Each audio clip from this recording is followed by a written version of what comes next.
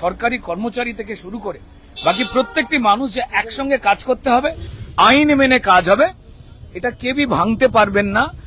যারা এই পুরো পরিকল্পনাগুলোর সঙ্গে জড়িয়ে রয়েছে তাদেরকে কড়া ফাইন করা এবং ভবিষ্যতে যাতে এইরকম কাজ না করতে পারেন আইনটাকে মনে করিয়ে দেওয়ানো। রুদ্র, একটুখানি আটকাচ্ছি। রুদ্র, আমরা দেখলাম খুব গুরুত্বপূর্ণ বৈঠক।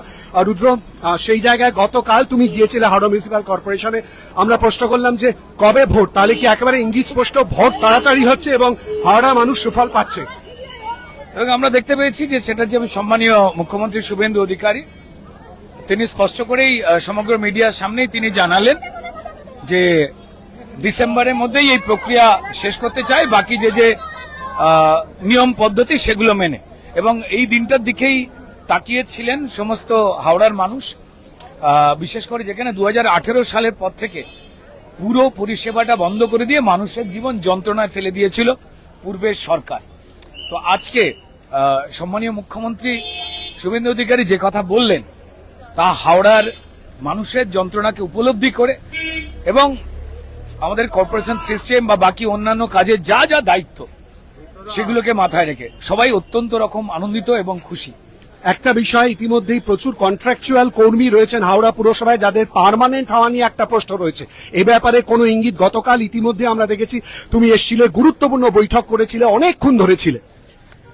দেখুন, কালকের হাওড়া কর্পোরেশনে কমিশনার সাহেব, বাকি অন্যান্য ইঞ্জিনিয়ার্স এবং আধিকারিক যারা রয়েছেন এই হাওড়া মিউনিসিপ্যাল কর্পোরেশনের কাউন্সিলর ইলেকশন যা অত্যন্ত প্রয়োজনীয়, যা যে কথা আজকে সম্মানীয় মুখ্যমন্ত্রী জানিয়ে গেলেন, তা হবার আগে একটা পদ্ধতিতে মানুষের কাছে কোনোভাবে যাতে গুরুত্বপূর্ণ মানে ইমিডিয়েটলি যেটা খুব প্রয়োজন সেই ইঙ্গিতও সম্মানীয় মুখ্যমন্ত্রী দিয়েছেন যে কোন লেয়ারে গুরুত্বের ভিত্তিতে কোন কোন কাজগুলো যেগুলো ইমিডিয়েট ইস্যু এবং যেগুলো ভবিষ্যতের বড় কাজ সেগুলোকে বাছাই করে কিভাবে কাজ করা যায় সেই নিয়ে একটা প্রাথমিক ধারণা কমিশনার সাহেব দিয়েছেন কর্পোরেশনের, বাকি অন্যান্য ইঞ্জিনিয়ার্স অফিসার যারা ছিলেন তাদের সঙ্গে কথা বলেছে এবং অনারেবল ডিএম ম্যাডামের সঙ্গে কথা বলেছে।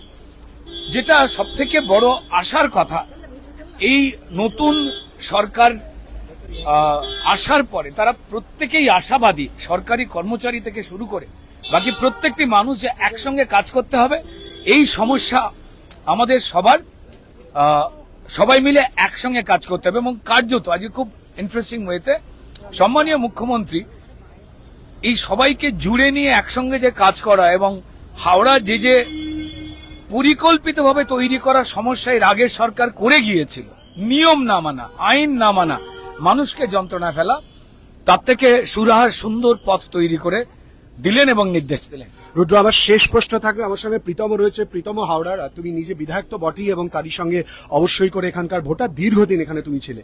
হাওড়া, উত্তর হাওড়া, শিবপুরের বিস্তারিতভাবে 1 নম্বর সমস্যা খাটাল থাকা, খাটাল উচ্ছেদ নিয়ে কি ভাবনা? জল জমার সমস্যা থেকে মানুষ নিষ্কৃতি চাইছে, উত্তর কি?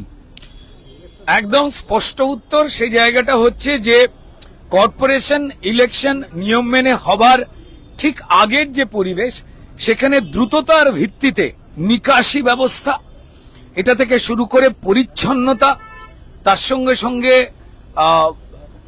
যে স্বাস্থ্যকেন্দ্র, স্বাস্থ্য পরিষেবা সেখানে একটা বড় দুর্ভাগা অবস্থা হয়েছিল, সেগুলোকে ঠিক করা এবং নিয়ম মেনে যেগুলো যেখানে থাকবার নয় যা করা হয়েছিল সেগুলো কিন্তু সরবার ক্ষেত্রে একদম স্পষ্ট ইঙ্গিত দিয়ে দিয়েছেন, আইন মেনে কাজ হবে, এটা কেউই ভাঙতে পারবেন না।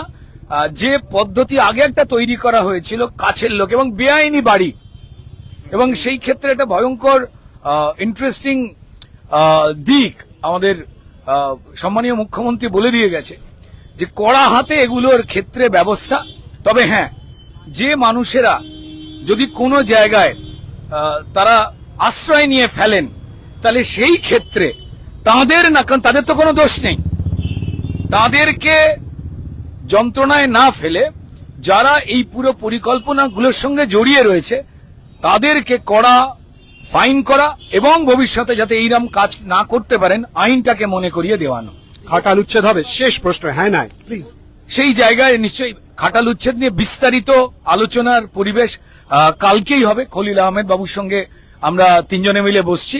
এই ধরনের যে সমস্যাগুলো, যেগুলো খুব গুরুত্বপূর্ণ সমস্যা, সেগুলোকে নিয়ে আরো আলোচনা হবে এবং তখন আমরা আরো বেশি স্পষ্ট করে বলতে পারবো কোন সময় থেকে, কারণ কোঅর্ডিনেট করে কাজটাকে করতে হবে। এক গাদা কাজ ছিল যেগুলো না করার জন্য এই সমস্যা তৈরি হয়েছে এবং হাওড়াকে কার্যত ডাস্টবিনের চেহারা দেওয়ার চেষ্টা করেছিল এর আগের সরকার বা তাদের দায়িত্বশীল লোকজনের, এবং যারা যোগ্য সরকারি অফিসাররা ছিলেন, যারা মন দিয়ে কাজ করতে চাইতেন মানুষের হয়ে নিয়ম মেনে, তারাও অব্দি বাধাপ্রাপ্ত হতেন। তো তাই সেই দিকটাকে দেখে বাকিরা সবাই অত্যন্ত আশাবাদী, সেটা সরকারি অফিসার থেকে শুরু করে বাকি আনুষঙ্গিক যারা মানুষজন রয়েছেন, একসঙ্গে মজবুত ভাবে কাজ করে খুব দ্রুততার সঙ্গে হাওড়ার যে সমস্যাগুলো সেগুলো ধাপে ধাপে পরিচ্ছন্ন করা হবে এবং সরানো হবে। ধন্যবাদ।